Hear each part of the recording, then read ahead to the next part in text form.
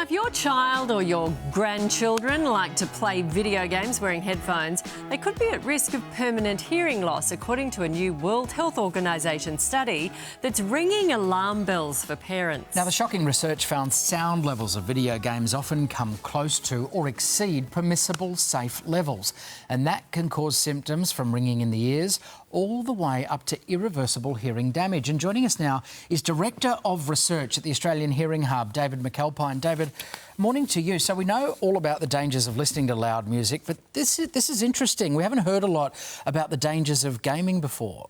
Yes, that's right, Matt. We've got a real problem with social noise, and at the risk of a dad joke, and you mentioned dads or grandkids and kids, it's bang bang you're deaf. These games have the same sort of levels of sound that you might actually experience in a theatre of war. So if you're a sofa soldier in a shooter game, you're experiencing the sort of noise that actually damages soldiers as well. So is it something in the games? This says they're exceeding permissible safe levels. Most of the sounds socially that we have are exceeding those levels. Permissible means at work, and we've got noise at work regulations. We don't have noise at play regulations, whether that's at a gig or home in your living room with a pair of headphones on in a video game. All of those levels are unregulated. So the kids are just turning them up so high. That's right, and so it doesn't matter if you enjoy the sound or you don't enjoy the sound, the same intensity of sound will damage your hearing. Right. Tinnitus, as you mentioned, ringing in the ears, and this permanent hearing loss as a result.